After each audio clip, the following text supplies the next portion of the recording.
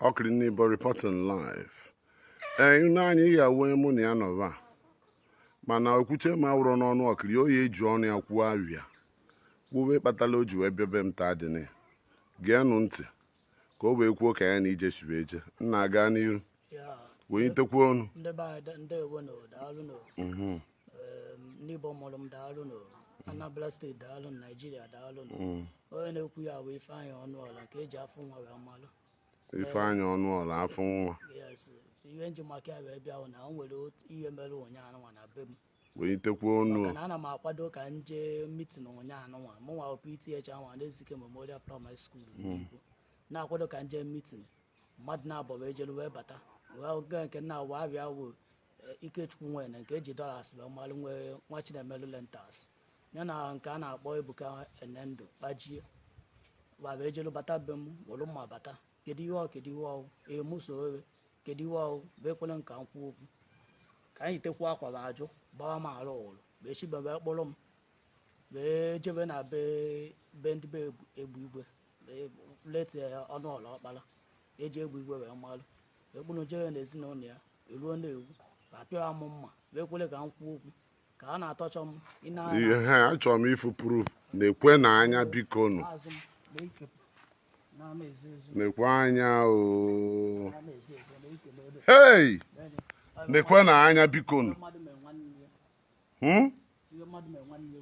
na-eke na chelu mma ka ji mee gị iwe a na-apịazi m mma wee kweta ibe ndị m emele wee kwele ka m kwuo ọnụ m ebubo ka ha bụ m wee kwele ka m kwuo okwu kweta ibe ndị m emele mgbe ndị ọhụrụ sọsọba ndị ọzọ nọkwa ibe ahụ bụ Ebuka be Agbatekwe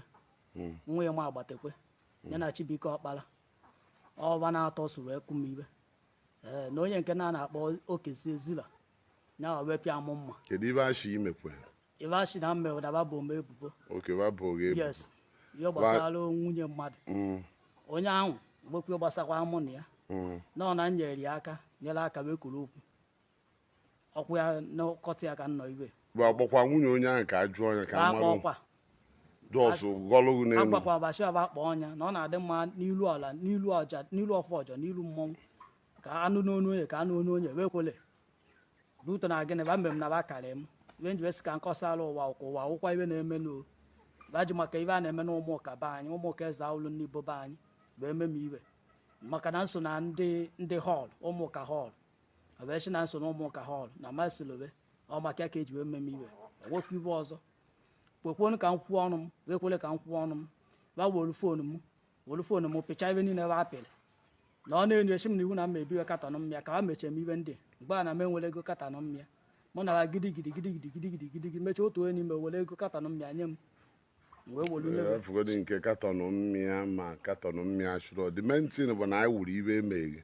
and a na-ekwu onye gashi na ya na-eboghị gị na enwere akpọtakwu onye ahụ unu anụgo n'ibe okwula ebe achọrọ m ka akụkọ taa aka n'ibe edozi na ya bụ ntinye ọnụ unu amarala echi ya handle risk mata onye a na-egbu ya ekwu n'ọnụ ya nụ ị na-ebo mmadụ ebubo ọkwa bịa nwoke ma a na-ebo gị ebe n'ihe gbasara ibe onye anwa abịakwuo n'okwu amalele osiri eje unu anụgo iwe okwu biko ana m ayọ ndị kwesịrị ka etinye ọnụ tinye ọnụ mma maka na otega ebido ekwu iwe ma n'ịntanetị na anyị achọghịzi ụdị small ahụ anyị achọghịzi ịtọchị ndị mmadụ ọ bụgo na mmadụ kọmiti odibi ihe ndị a to proper authority wee jiri aka wee nebi anya nna agwakwa anyị abaghị ọzọ Ifeanyị Ọnụọla oke